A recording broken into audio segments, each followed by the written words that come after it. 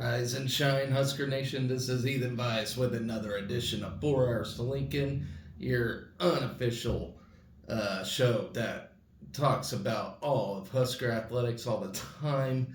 Got a big one for you today to review everything that happened on Saturday. It's kind of a roller coaster kind of day. We got events going on today as well, so we will talk about those as well. So if you haven't done so already, hit that subscribe button. Let's get started with this thing. I want to talk about what's going on today. And I haven't previewed men's gymnastics yet, as they are attending a triangular out west. We're going UC Berkeley, it looks like, to compete in a squad against number 2 Stanford, number 8 California, and number 15 Air Force. The men's been on a long break, so maybe they're rested up, ready to go for this thing. We'll see. So last time out, we swept the tri-meet hosted at the Bob, beating the competition with a score of 412,900, which is a fantastic score, by the way, for men's gymnastics. The Huskers also made history, led by one of the captains, Zach Teiderman, and freshman Chase Mondy. Teiderman broke the Husker school record on the high bar for the highest individual record on the event and collected the title. The senior is ranked 3rd in the country. On the event, Mondy became the first Husker to compete a Kaz double full on vault in school history and ranks 8 in the country. Along with the impressive marks, Nebraska claimed 5 titles at that tri-meet, highlighted by a career best from Taylor Christopoulos on floor, a career best from Cooper Giles on pommel horse, Chris Heiser on rings, Asher Cohen on parallel bars, and a career best from Zach Teiderman on high bar. Ahead of the meet, Nebraska highlights the rankings in first place on vault based on 3-score average. The Huskers occupy 4th position on floor, 5th on pommel horse, and 6th on parallel bars, and 2nd place on high bar. So with that in mind, let's scout this competition that we got going on. Number 2, Stanford, sits at a record of 4-1 overall, recently coming off a win against Gymnac team, Bay Area Bandits, led by Taylor Burkhart with a career best all-around performance of 83,950. Then you have number 8, California, competed virtually against William and Mary, where the Bears won 393, 150 to 376, 900, landing at a record of 1-4 so far this season. They took 5 of 6 event titles, led by freshman Mitchell on rings with a stick and PR of 13,600. That's good for the event title. Then you have number 15 Air Force, who is 2-3 this season after taking first place at the All Academy Championships with Army and Navy. They were led by pommel specialist Patrick Hoops with a score of 1520. So with that out of the way, we got men's gymnastics today. We also continue day 2 of swimming and diving. So let's talk about day 1 real quick. So we're at the Missouri Last Chance invite in this ordeal, and so I don't know what the requirements are to actually move on to the NCAAs, because this is what this event's about, to get those at-large bids for the NCAA swimming and diving championships. I should have done my homework and seen like what slots fill what, but I just did not have time for that. As y'all know, I have a regular job, so actually doing full-blown research all the time is quite a lot already. I would love to do it full-time, but I have a full-time job, so it's kind of hard to accomplish that. But we're going to talk about it anyway, and I'm just going to quickly go over the results. According to my Meet mobile app, as I don't really have much info on this thing, so we're just going to go swimmer by swimmer, and we're going to start with Katerina Bisiacci, where she won the 500 freestyle, and she will compete in the 200-yard flight and the 200-yard freestyle prelims today. So I would think if she won the 500-yard freestyle, that gives her an automatic bid to the NCAA. So we'll see. I don't know if they go by times from other qualifiers or what, but she is she got first, so I would assume that would put her in the NCAAs for that 500-yard freestyle. So moving on to Caitlin Cairns, she took fifth in the 100-yard fly and will take on the 200-yard backstroke today. Maya Hall competed in the 200-yard breaststroke prelims and did not qualify for the finals in that, but did take first in the 200-yard breaststroke time trial and is scheduled to take on the 200-yard breaststroke prelims today. So I don't know if she had to do a time trial just to qualify for the prelims or what. I don't know. I assume that's what it is. I'm still learning swimming and diving as it is. I know they do prelims in the morning and finals in the evening, and that's about all I know. So, let's see. Julia Marchi did not qualify for the 200-yard freestyle finals and will compete in the 200-yard freestyle prelims today. JoJo Ramby takes third in the 100-yard breaststroke and is scheduled for the 200-yard breaststroke prelims this morning. Anna Vlachu takes third in the 100-yard butterfly and is scheduled to compete in the 200-yard freestyle prelims this morning as well. So that is your results from day one at this last chance qualifier. So good luck to the ladies as they are fighting their way to get into the NCAAs, which I'm not sure where it's at this year. Okay, so moving on to baseball. They play their last game against Charleston today. Yesterday, they took another win, another come-from-behind victory. We take the series against Charleston.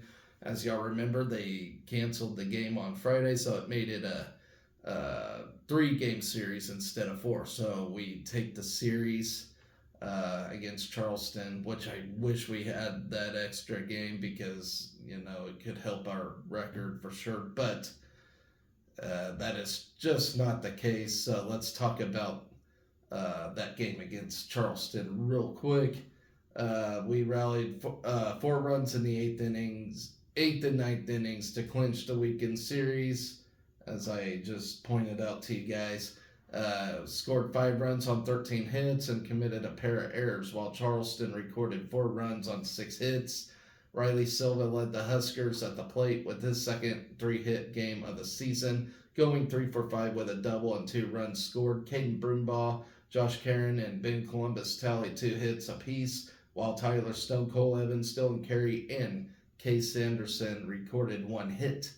Brett Sears posted his 3rd quality start of the season after allowing 2 runs on 2 hits in 6 innings. The Westphalia, Iowa native struck out a career high of 7 hitters for the 3rd time this season and surrendered just 1 walk. Ty Horn collected his first collegiate win after pitching 2 innings in relief. Horn allowed 2 runs, 1 earned on 3 hits and a pair of walks in his 3rd relief outing of the year. Casey Days replaced Horn in the 9th and recorded his 2nd save of the year. Days posted a strikeout and allowed just 1 hit in the shutout inning. For the first time in 5 games, the Huskers were held scoreless in the opening frame. Nebraska had a pair of base runners reach first and second after singles to left by Silva and Stone. but the Big Red just could not plate the game's first run.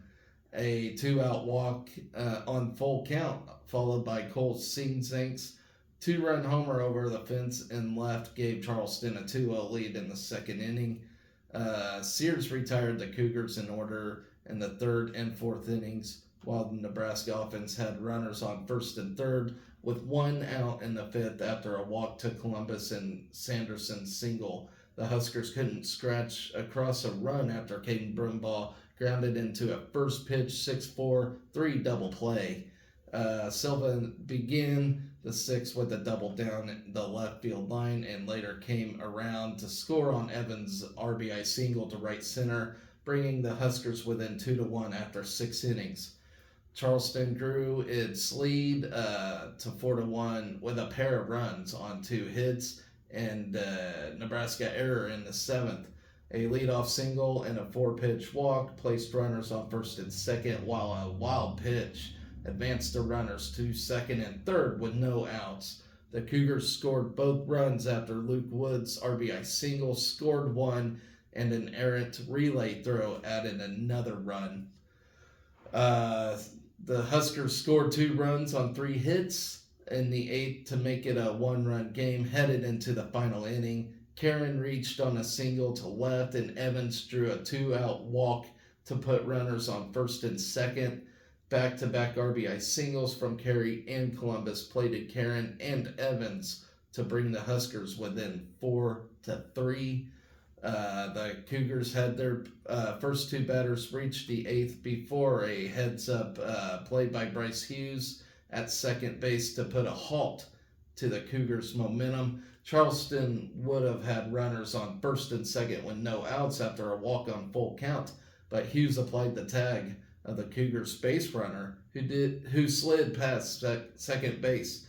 That was a big play, and we got really lucky. I remember that was pretty insane to see, and I am very thankful that that's what ensued, because the Cougars fans were not happy about that, which were overcrowded by Husker fans at this thing. So that was the game-defining play right there, was that error by the Cougars. Horn retired the next 2 Cougars via a pop-out and ground out to send a 4-3 game into the ninth. The Huskers began the ninth with consecutive singles from Brumbaugh and Silva before Silva swiped second. 2 place runners on second and third with 0 outs. Karen locked the game at 4 after dropping an RBI single into right center, while Nebraska grabbed the lead after Stone lifted a 3-1 pitch deep to left for a sac fly to score Silva. So we wrap up this weekend's action. Series finale today at noon. So be sure, if you are subscribed to Flow Sports, you can catch it there. Hopefully we get the sweep today and improve our record to 7-3. That would be a nice start for the year. Who's not starting the year off right is softball, as they actually take on their last game today against Missouri, and for this weekend's Big Red Invitational that we're hosting and have not got a win in yet. And it, to say the least, it's been pretty embarrassing for the softball team. I say that, but at the same time, we did schedule these really, really tough NCAA tournament teams. Obviously we did ahead of time while we still had Jordy Ball healthy. We thought with her we'd be, unbeatable, to say the least. And so what did we do? Obviously, we scheduled the toughest non-conference slate that we possibly could. And I will say 7-8 in these games isn't bad, but at the same time, you kind of want your record better than what it is. But yeah, we just went all out on this non-con scheduling, and it's we're 7-8 now, which is incredibly rough for the softball team. Now, what I will say is, it can definitely get. This is basically intense practice for the Big Ten season. Um, I have no doubt we will, be one of the top dogs in the Big Ten this year. Obviously, I'm not gonna go all out and say that we're gonna win the Big Ten title and everything else. I just don't like to make bold statements, but we'll definitely be in the top half of the Big Ten play for sure. And it's incredibly rough. Hopefully, these players' psyche is in it. We still got one more game to play in this thing. Hopefully, we can come out with a win and even our record to 500. I do believe that's where we're at. I'm not sure, but let's talk about those two games that we played yesterday. One against WSU, Wichita State, and the other against Missouri. Two incredibly tough teams. We dropped our second one to Wichita State. We're 0-2 against them this year. 0-1 against Missouri in this thing. Let's see. Let's talk about Wichita State first. 17-4 loss. Really not much to talk about. They scored in 3 of its 6 innings, while Nebraska scored in 4 of its 6 innings. But we were held single runs in each of the 4 run scoring innings, while WSU scored 3 runs in the first, 7 in the second, and 7 more in the 6th. Incredible. Sarah Harness took the loss as she started and re-entered the game as a reliever over her 2 stints. Harness allowed 11 runs in 5 innings. Emerson Cope allowed 6 runs in 1 inning of relief. And yeah, I don't know if Rhonda Revelle just jumped the gun early. It was panic mode right off the bat after we put in Emerson Cope. Offensively, Brooke Andrews, she played a fantastic game, of course. She always does. Went 2 for 3 and hit one of Nebraska's 4 doubles. Billy Andrews went 1 for 3 with a double to extend her hitting streak to 11 games. Ava Bradwell also doubled and had an RBI, while Alina Felix drove in 1 run. They didn't play a bad game. We just our defense early on first inning we hit panic mode and just it was over from the first pitch. Alex Aguilar earned the win for WSU. Aguilar tossed 5 innings and allowed 4 runs, 3 earned. WSU took a 1-0 lead in the top of the first on a single, followed by 3 consecutive walks. An RBI single made it 2-0. And with the bases still loaded, the Huskers turned a double play, but a run scored to stretch the Shocker lead to 3-0. Billy Andrews led off the bottom of the first with a double. She scored 2 batters later on an RBI double from Bradwell that cut the lead to 3-1. The Shockers came right back and scored 7 in the top of the second inning. A pair of 3-run homers made it 9-1 lead before a 1-out RBI single pushed the lead to 10-1. In the bottom of the second, an error and back-to-back singles from Sydney Gray and Brooke Andrews loaded the bases with 0 outs. Felix scored Gray with an RBI ground out before a walk to Billy Andrews loaded the bases again with 1 out. But Nebraska had to settle for just 1 run as WSU led for 10-2 after 2 innings. And to say the least, we did give good effort trying to come back in this thing. I think at one point it was 4-10, and we had bases loaded with batters up. We just didn't have our big guns up at that moment, but we were trying to get back to the in this game, and we made a good run for the most part, but it did slip. Huskers got another run back in the bottom of the third. Samantha Bland led off with a double, moved to third on a ground out from Bella Bacon, and scored on a sac fly from Caitlin Kaneda.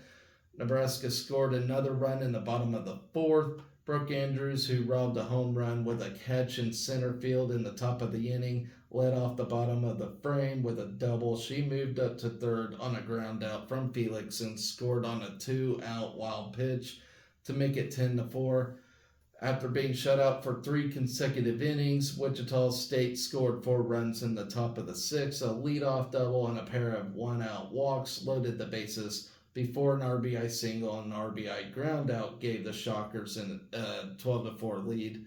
A 2-out, 2-run double pushed the lead to 14-4. An RBI double and a 2-run homer capped the inning. Nebraska was then retired in order in the bottom of the 6th, and it was game over. Nebraska walked a season high of 8 batters in this thing, which is another travesty, another reason why we lost this game. And I'm not just going to say it's all the pitcher's fault, you know. We did hit panic mode, swapping in and out, and it just ruined the flow of the game to begin with. You know, I get it. We hit panic mode. You know, like I said, we scheduled these games around Jordy Ball. And so we struggled, you know, because I'm not saying we have bad pitchers, you know, but they're not elite, you know, to say the least. And I'll give these pitchers credit. You know, they tried hard. That's all there is to it. They tried hard. And it just it didn't pan out for them. But you know what? If you want to be the best, you got to beat the best. And to beat the best, you got to compete against the best. You know, you got to have rough times, I suppose, you know. And, you know, I'm not going to go all and say this softball team sucks. They don't suck. They don't suck, you know. It's a D1 team. We did beat some good quality teams this year.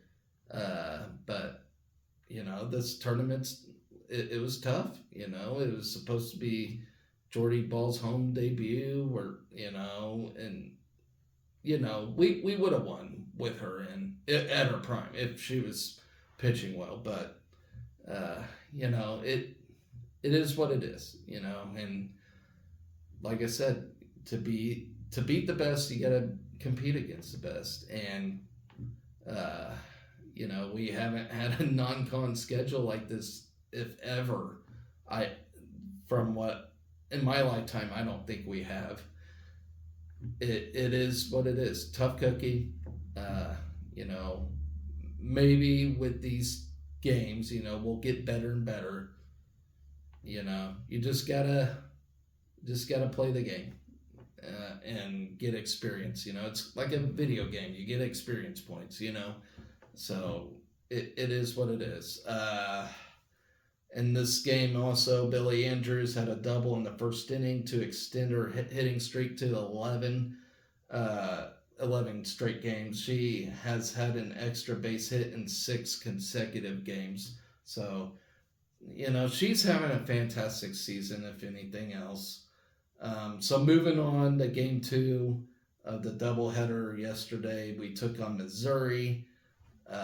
Tough Missouri team, ranked number 14 in the country, lost 10-6 in this thing. So you know what? We got better. We scratched and clawed, but yeah, ultimately Missouri came out on top. Let's talk about this real quick.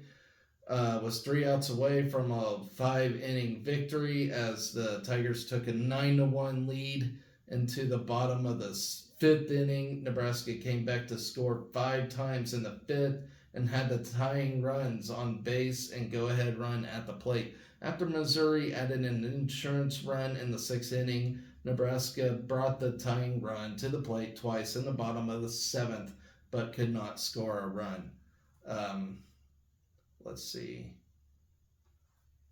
Sierra Harrison earned the victory as the Tigers improved to 15-2 this season, allowed 6 earned runs in 4 innings after entering the game, having allowed only 1 earned run in her first 30 innings this season. Marissa McCann picked up her first save of the year by tossing a scoreless 6th and 7th inning.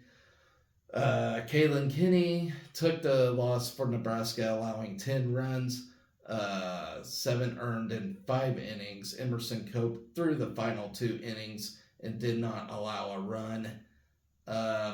Cope also led the Huskers at the plate, finishing 2 for 3 with 2 RBIs. Billy Andrews also drove in 2 runs while pushing her hitting streak to 12 games. Missouri scored on a Husker error to take a 1-0 lead in the top of the first, but the Huskers matched a run in the bottom of the frame. Brooke Andrews doubled with 1 out in the bottom of the first and scored on a 2-out RBI single from Cope. The Tigers then scored 6 times in the top of the second to take a 7-1 lead. Missouri loaded the bases with 1 out on an error, a single and a hit batter. The Tigers took a 5-1 lead on back-to-back 2-run doubles. A run-scoring Husker error and an RBI groundout pushed the lead to 7-1. Missouri added single runs in both the third and fourth innings to stretch its lead to 9-1, needing to score at least 1 run to extend the game.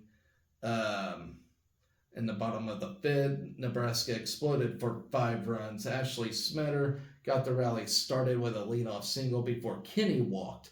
Caitlin Neal then doubled to score Smetter with the first run of the inning. Billy Andrews followed with a 2-run double that cut the lead to 9-4. Then with runners on first and third with 1 out, Cope delivered an RBI single up the middle. Caitlin Caneda capped the inning with a sac fly that made it a 9-6 game. The Huskers had a chance for more with the bases loaded, but a strikeout ended the inning. Missouri got back in the top of the 6th. A leadoff double marked the end of the night for Kinney, and following a sac bunt and RBI groundout pushed the Tiger lead to 10-6. In the bottom of the 7th, the tying run came to the plate with 1 out after Cope walked and Bella Bacon reached on an error, but the next 2 Huskers were retired to end the game. So side notes from this game, the announced attendance was 2,628, the highest attendance in Bullen Stadium history, believe it or not, and they all witnessed this terrible loss. The Nebraska plated a run in the first inning for the 4th straight game. The Huskers' first inning run marked just the second earned run allowed by a Missouri pitcher, Sierra Harrison. In the game, Nebraska scored 6 runs of Harrison in 4 innings after Harrison entered the game with 1 earned run allowed in 30 innings. So if there's anything to take away from this, we got that. Which is pretty cool. Emerson Cope had 2 RBIs, her second consecutive start with multiple RBIs. Billy Andrews went 1 for 4 with a double. She extended her hitting streak to 12 games while producing an extra base hit for the 7th consecutive games. So we got that.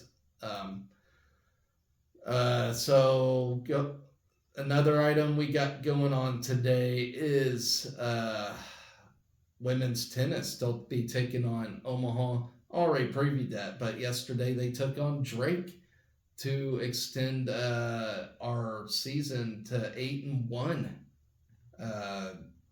And I'm telling you, this team, both these tennis teams are not getting talked about enough. And I kind of wish I somehow did, give these guys more attention, but they earned its 5th straight sweep.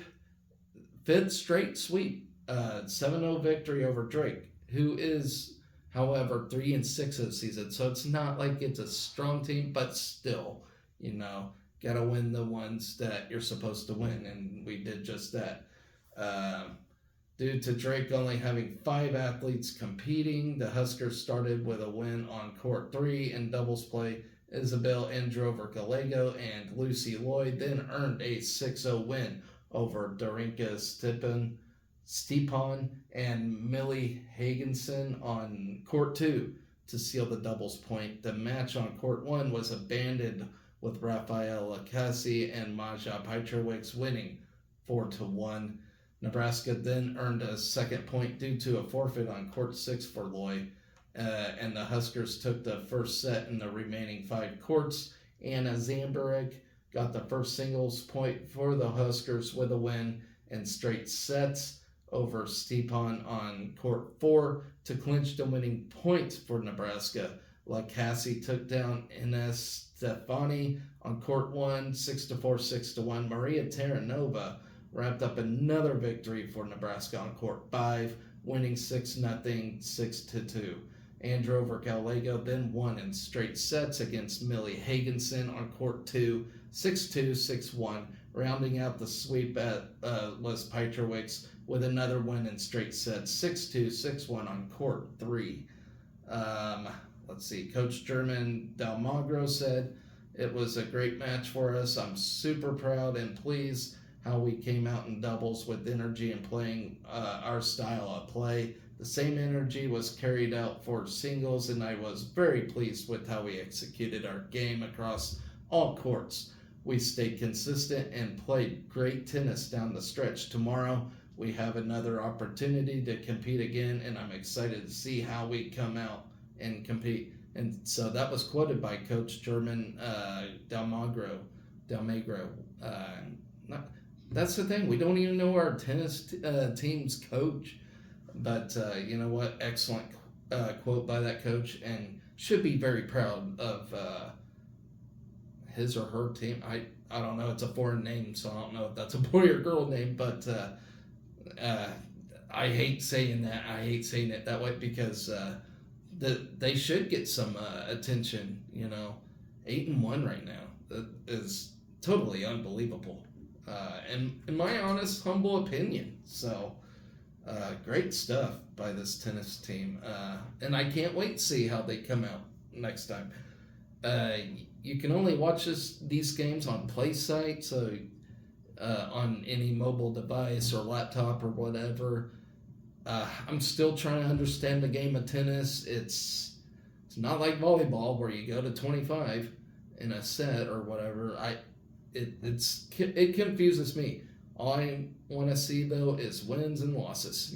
That's all I know about tennis. But I'm going to do my best trying to see how tennis actually works. It's, of course, not like a big-time American sport, But if our Huskers are good at it, you're damn well I'm going to be interested in it. I mean, I'm interested in all the sports, but you know what I mean. So up next, we will, as I mentioned earlier, take on Omaha today at noon. There's a lot going on at noon today. And of course, it's on PlaySite. So additionally, the Nebraska men's and women's tennis teams will host a USTA Nebraska Campus Kids Day on Sunday after the conclusion of the women's match against the Mavericks. So, man, get your kids involved, I will say tennis is a very difficult sport. I actually tried my hand at it. I was always really good at sports growing up, but I have tried tennis, just playfully, not competitively. And it's tough. You got to have some good footwork. So, yeah, I mean, it's not for fat kids like me, that's for sure. So, good stuff there. Let's see. Beach volleyball concludes the Tiger Beach Challenge today. And after a 6-0 start for the season, we come here and we drop the first 3 right out of the gate. Good learning curve for the women, though. like I said, we're not additionally like a oh, what do you like a uh, team that competes like in the postseason type of thing. We do exhibitions. We're basically supposed to be a punching bag as we're just practicing for the uh, fall season, the court season. But still, these ladies do give it their all. But of course, there's a big difference between beach volleyball and court volleyball. Beach volleyball is tough and it does require a different kind of discipline, but it's great training for court volleyball. So let's talk about their first day at the Tiger Beach Classic, hosted by the LSU Tigers.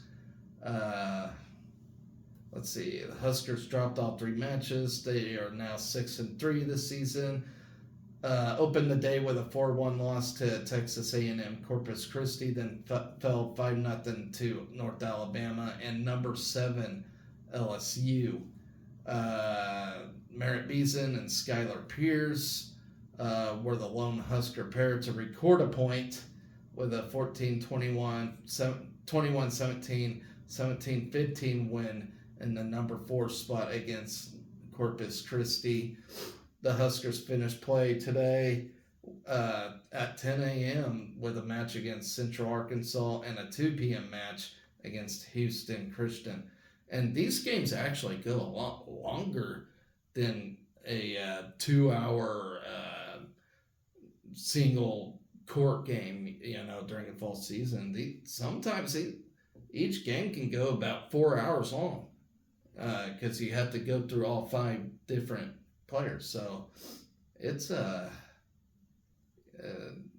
cool stuff. So what have I not talked about today? So of course, swimming and diving take on day 2. Baseball taking on their series finale against College of Charleston. Softball, I already talked about them taking on Missouri today. Beach volleyball, talked about that. Soccer play some spring games today. In fact, they played 2 of them. They announced their schedule a week or 2 ago. So they'll take on Omaha and then Drake today. So stay tuned for that. That'll be fun. It'll kind of give a snippet of what next year's team looks like. And it does suck not having Eleanor Dale next year. I wish her well in her pro league that she's been invited to play in. Kind of want to see how she's doing in that. But we still get some pretty good players. We got Sarah Weber and company. They should be a pretty decent. In fact, I really thought Sarah Weber was going to be the golden child this year, but Eleanor Dale stole the show with her NCAA leading. I forgot what it was, 30 goals or something like that. But of course, Eleanor Dale is one of my nominees for Ultimate Athlete of the Year at the end of the sports season. So speaking of that, I haven't really talked about who our nominees are going to be for winter. Of course, winter sports are technically still going on, even though we're hitting the postseason. So, hopefully I get a list together and study hard on that because there's a lot of good athletes this year for that. Of course, I previewed women's gymnastics earlier this week as they're taking on a triangular. Women's basketball will take on Illinois as well in their regular season finale. Hopefully a win and a double bye for next week's Big Ten tournament that starts on Wednesday. Women's tennis taking on Omaha, as I mentioned, and men's basketball taking on Rutgers later on today as well. So a good slate of things going on. Starts early today and ends in the evening. So, with all that, I don't know if I'll be back either tonight or tomorrow after I get off work, of course, to review Sunday and get ready for the next week. So, next week, we don't have things Monday all the way through Sunday like the previous weeks. We don't even have, and it depends where the women fall in the NCAA tournament.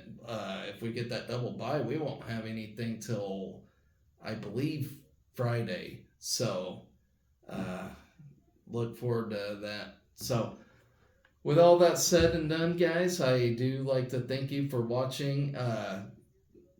Please tell your friends about the show.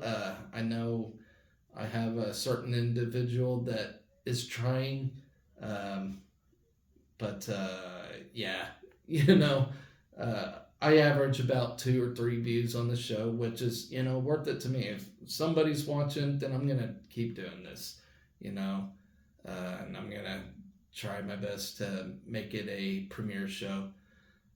We'll see how that works out. I do tend to do long shows just because I go through everything on a daily basis almost.